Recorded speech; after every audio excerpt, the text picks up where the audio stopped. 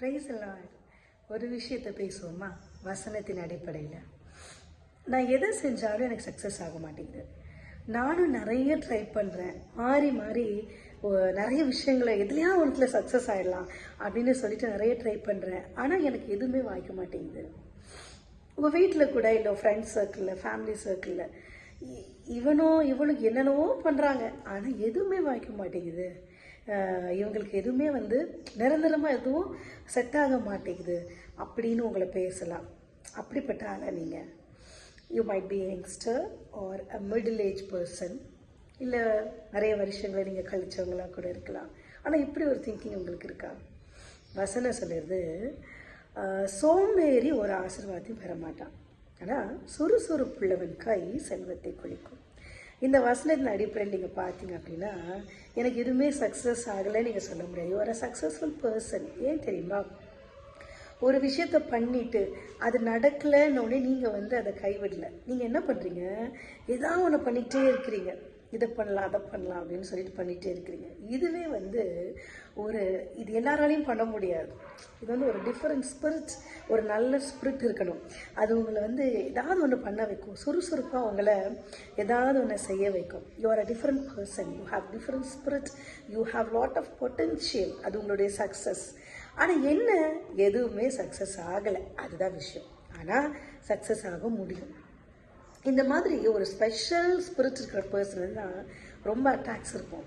பிசாஸ் அவங்கள தான் அவங்களுடைய வழியில் கரெக்டான வழியை கேட்ச் பண்ண விட மாட்டேன். ஏன்னா அவனுக்கு தெரியும் இவங்க பயங்கரமாக சக்ஸஸ் ஆவாங்கன்னு சொல்லிட்டு. ஸோ உங்ககிட்ட இருக்கிற ஸ்பிரிட் உங்களை இதை பண்ணலாம் அதை பண்ணலாம் இதை பண்ணலான்னு சொல்லிட்டு உங்களை சுற்றி இருக்கிற எல்லாரும் டீமோட்டிவேட் பண்ணாலும் உங்களுக்குள்ள அந்த ஒரு ஆவியை கொடுத்துருப்பாரு. அது உங்களை பயங்கரமாக பூஸ்ட் பண்ணிகிட்டே இருக்கும். இதை பண்ணலாம் அதை பண்ணலாம், சோர்ந்து போகவே விடாது. So you are a special person. ஆனால் என்ன பண்ணணும் அப்படின்னா, நீங்கள் என்ன பண்ணுவீங்க தெரியுமா? இந்த காரியத்தை செய்யலான்னு செய்வீங்க, செஞ்சுட்டு அதில் உங்களுக்கு சக்ஸஸ் ஆகிருக்காது.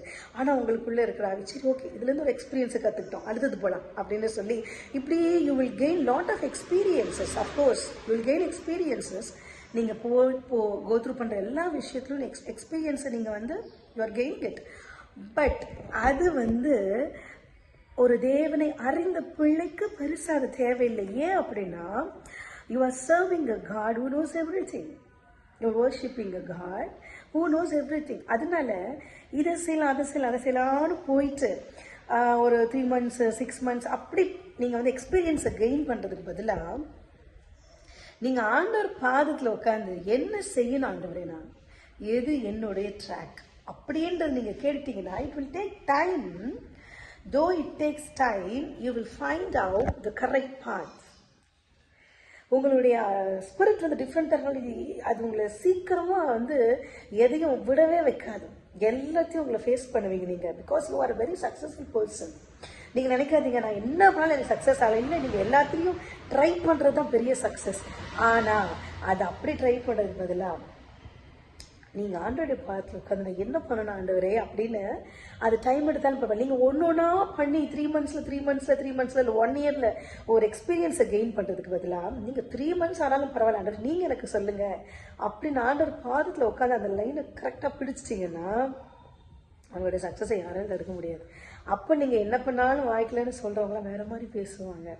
இதுதான் உங்கள் கண்களில் மறைக்கப்பட்டிருக்கும்.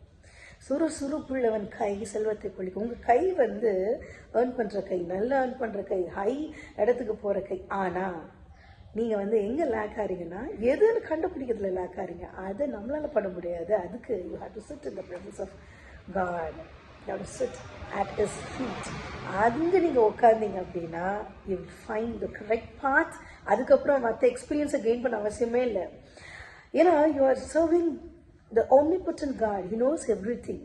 மற்றவங்களுக்கு அந்த எக்ஸ்பீரியன்ஸாக இருந்துட்டு போட்டும், ஆண்டவரை அறிந்த உங்களுக்கு அது தேவையில்லை. ஏன்னா ஆண்டவர் உங்களுக்கு எல்லாத்தையும் போதிச்சு நடத்துகிறாரு இல்லையா? உங்களுக்கு டிஃப்ரெண்ட் ஸ்பிரிட் இருக்கு இல்லையா? அதனால் you are a very successful person. நீங்கள் இதை ஒன்று மட்டும் பண்ணிட்டீங்க அப்படின்னா your life will be beautiful. Try it. God bless you.